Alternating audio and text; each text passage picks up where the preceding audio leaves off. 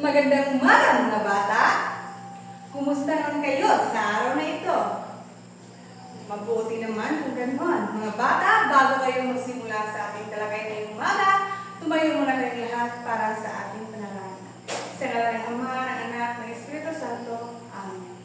At bago kayo po, ayusin muna inyong mga upuan at pagpulot na din sa mga kalat na nasa inyong tabi. Naintindihan niyo ba mga bata? Iban ba sa ating klase ngayon? Mabuti naman kung gano'n. May binigay akong takdaran sa inyo. Mabuti. Ngayon mga bata, bago kayo magsimula sa ating talakayan, mayroon ako ditong mga tuntunin na dapat ninyong sundin. Basahin ang sabay-sabay. Naintindihan niyo ba mga bata ang ating alituntunin? Magaling. At mayroon din ako ditong talaan na puntos. Dito po ilalagay ang mga puntos na inyong matatanggap mamaya dahil mamaya ay meron tayong aktibidad. At meron din naman ako itong chart sa pag-uugali. Tingnan ninyo ito na mabuti mga bata. May larawan dito na unggoy at ang kuneho. Ang unang pagkat ay ang unggoy. At ang pangalawang pagkat naman ay ang kuneho. Ang gagawin niyo mga bata upang magbago ang anyo ng inyong mga kinaalagaan ay kailangan po ang inyong partisipasyon para lagyan po ng pagkain ng inyong mga alaga. Kapag nalagyan po na kagaya na ganito, kapag ang unggoy ay nalagyan po ng banana, ang anyo ng inyong inalagang hayop ay magbabago tulad ng ganito. Gusto niyo bang magbago ang anyo ng inyong alagang hayop? Magaling. Kaya kailangan po ang inyong kooperasyon para hindi manatili sa ganitong mukha ang inyong mga alaga. At ngayon mga bata, gusto niyo ba ng aktibidad mga bata? Magaling. Ngayon, meron tayong aktibidad. Ang gagawin niyo lang ay buuhin niyo ang larawan na ibibigay ko sa inyo. Pero bago yan, hatigin ko muna kayo sa dalawang pangkat. Dito ang unang pangkat at ang pangalawang pangkat.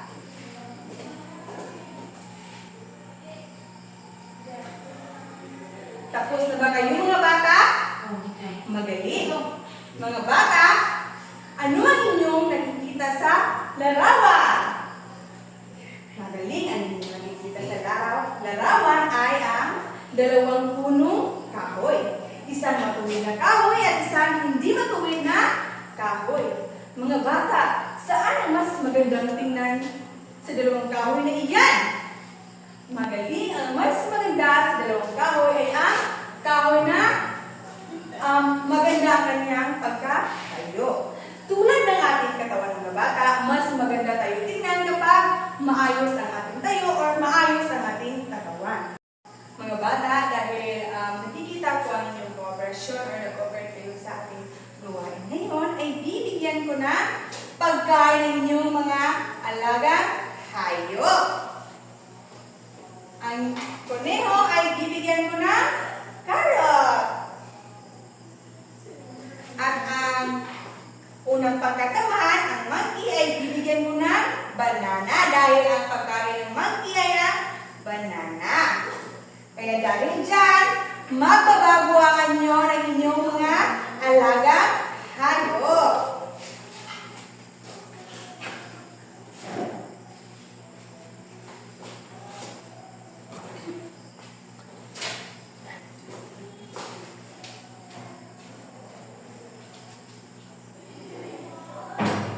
Makikita natin dito na umiiyak pa rin ang inyong mga alagang hayop dahil sila ay nagugutom pa rin. Kaya sikapin ninyo na mag-cooperate kayo sa ating pangalawang aktibidad para maging masaya inyong mga alagang hayop. Naiintindihan niyo ba mga bata? Magaling. Ang umaga nito ay ating talakayin ang pagpapatiling maayos ng sariling huli.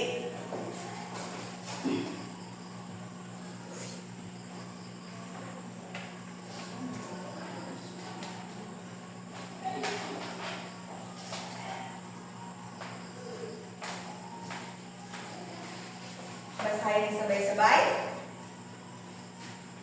At mga bata, meron din akong ditong layunin na kailangan nyo makamit sa araw na yun. Or kailangan natin makamit sa araw na ito. Basahin natin sabay-sabay. Naiintindihan ba rin yung mga bata? Magaling. Ngayon mga bata, may idea ba kayo kung ano ang ibig sabihin na maayos na tindig? Dahil wala kayong idea, basahin niyo ito natin sabay-sabay.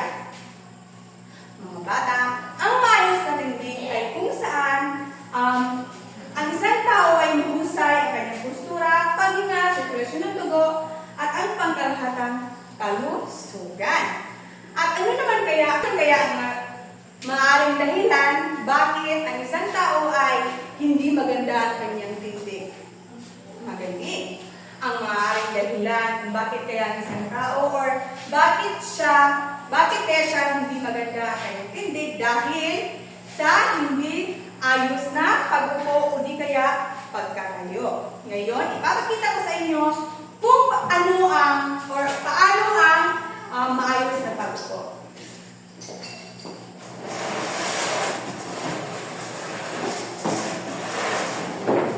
Kapag kayo ay umupo mga bata, ganito ang maayos na pag-upo. Ganito. Noong elementary pa lamang tayo, tinuturuan tayo ng ating guro kung ano ang tamang pag-upo. At kung tayo naman din ay tatayo, ganito din ang tamang pagtayo. Hindi yung naka-ganito. Dahil kapag hindi nasanay ang ating sarili, maaari tayong magkaroon ng sakit. O di kaya, magkakaroon tayo ng ibang sakit-sakit sa ibang parte ng ating katawan. At may ipapakita ko mga larawan sa inyo na upang pabasihan ninyo kung saan maayos at hindi maayos na tindig. Dito sa unang larawan, makikita natin kung saan ang hindi maayos na tindig at ang maayos na tindig o ang maayos na pagkatayo. Dito, sa babae na naka-black ay makikita natin na maayos na ang kanyang pagkatayo.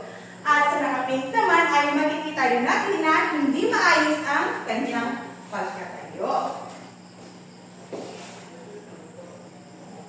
At sa pangalawang larawan naman ito ay tamang paglalakad o ang pagja-jogging. Sa unang larawan, dito makikita natin na yan ay ang tamang pagja-jogging o ang paglalakad. At sa pangalawang larawan naman ay nagpapakita yan ng hindi tamang postura ng paglalakad. At sa pangatlong larawan, makikita din natin ang tama at hindi tamang pag-upo. Dito, makikita natin ang hindi tamang pag-upo. Kapag yan ang inyong ganyan na kayo umupo, ay maaari kayong magkaroon ng sakit sa inyong likuran. At doon naman, makikita din natin na tama ang kanyang pag-upo.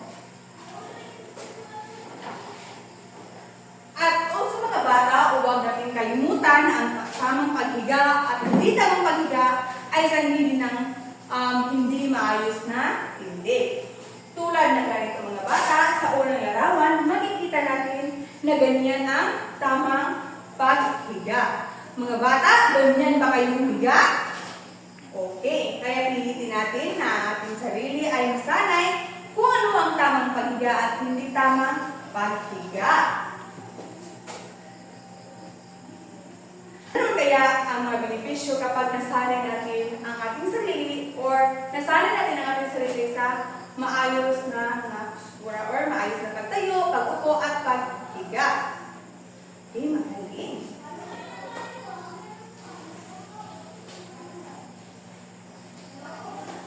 Basahin na sabay-sabay mga bata. Ang regular na ehersisyo, tamang postura at pag-iwas sa masamang gawin ay epektibong paraan upang mapabuti ang tindig ng ating katawan. Mga bata, ang pag-ehersisyo din mga bata ay nakakatulong. Mga bata, ano naman kaya ang epektibong paraan upang mapanatili natin ang ating sarili, ang ating maayos na tindig? Kapag mapapanatili natin ang ating maayos na tindig mga bata ay masasanay ang ating sarili at maiiwasan din natin ang iba't ibang mga sakit. At mga bata, ano naman kaya ang inyong gagawin or ano ang inyong dapat gawin kapag kayo ay nakaranas ng sakit sa katawan or di kaya sa hirap na paghinga? Okay, magaling. Kaya basahin niyo ito ng sabay-sabay.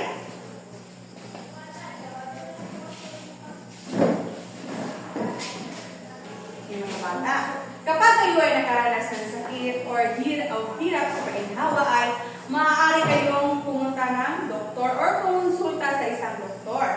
Dahil ang doktor or mga therapist, sila ay nagbibigay sa inyo ng payo at malalaman din natin kung bakit nagkaroon tayo ng sakit sa ating katawan at bibigyan nila tayo ng payo. Naintindihan niyo ba mga bata? Magaling. May mga katanungan pa ba kayo? Okay, magaling. Dahil wala na kayong mga katanungan, ako ang magtatanong sa inyo. Bakit naman kaya importante na mapapanatili natin ang maayos na tindig?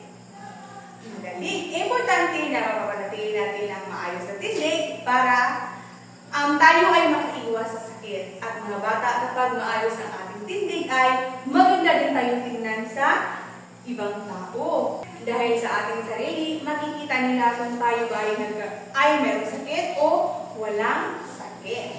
Nagkaintindihan ba tayo mga bata? Magaling.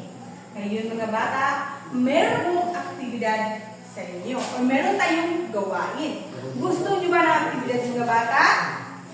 Magaling. Ngayon bata, ngayon ay meron tayong aktibidad. Gusto niyo ba ng aktibidad mga bata? Magaling. Ngayon ay may dalawa tayong uri ng aktibidad.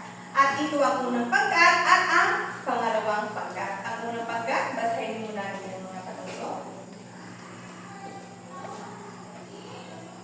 Naintindihan niyo ba ang unang pangkat? Magaling. At ito naman din sa pangalawang pangkat. Okay. Sa unang pangkat ay ang gagawin niyo ay magkakaroon kayo ng mini fashion show. At ang gagawin nyo lang ay pumili kayo ng representante sa inyong grupo. At ang pangalawang pangkat naman ay iguhit ninyo o iguhit ng maayos na pagtayo, pagpupo at paglakad sa katawan. Naintindihan nyo ba? At huwag din natin kalimutan ang ating criteria sa gawain. Okay, unang pangkat, basahin ng sabay-sabay. Pangalawang pangkat. Ito ang kriteria na pagbabasihan ko mamaya at pagbabasihan nyo rin sa inyong gawain. Naintindihan niyo ba? Tapos na ba kayo mga bata? Magaling. Ngayon, bibigyan ko kayo ng puntos sa inyong mga ginagawa. So sa unang pangkat, alam naman natin o nakikita din naman natin ang kanilang presentation. So, bibigyan ko sila ng 10 puntos.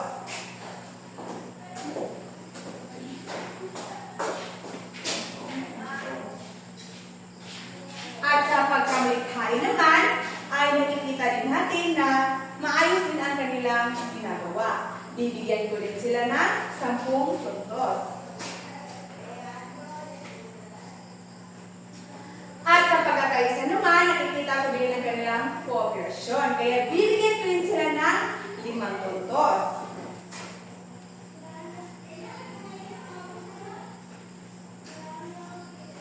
So ngayon, ang natanggapin nyo ay, ang unang pangkat ay nakatanggap ng 25 na puntos. Kaya bigyan nyo ng masigabong palakpak ang inyong mga sarili. At sa pangalawang pangkat naman, ay sa presentasyon, nakikita din natin na maganda rin ang kanilang presentasyon. Kaya bibigyan ko rin sila ng 10 puntos.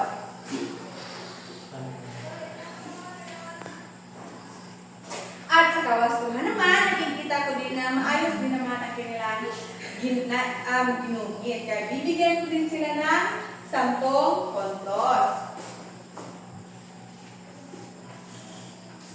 At sa pagkakaisa naman ay nakikita ko din na silang lahat ay nagtutulungan. Kaya bibigyan ko din sila ng 5 puntos.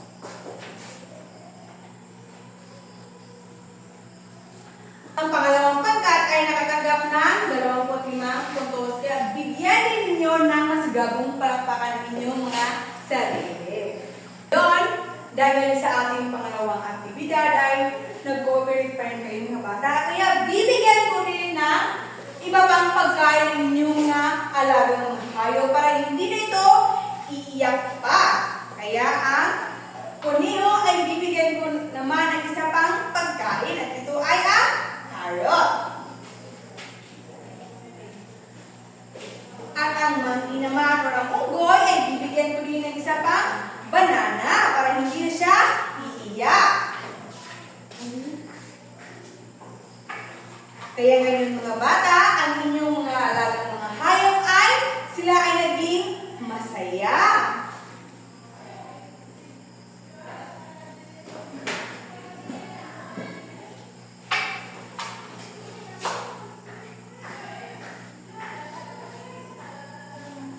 Mga bata, tingnan ninyo ang inyong mga alagang mga hayop. Mas masigla na sila at mas masaya. Salamat sa inyong cooperation mga bata dahil dyan ay naging masaya ang inyong mga alagang mga hayop. May mga katanungan pa ba kayo mga bata? Naintindihan niyo ba ang ating tinalakay ngayon? Upang masiguro ko kung talagang naiintindihan niyo ang ating tinalakay ngayong umaga ay magkakaroon tayo ng pagtataya. Ipasa sa likuran. Ipasa dito sa likuran. Tapos na ba kayo mga bata? Okay, ipasa sa harapan ng inyong mga papel. At mga bata, mayroon din ako nitong karagdagang gawain na gagawin niyo ito sa inyong bahay. Okay, basta kayo na sabay-sabay.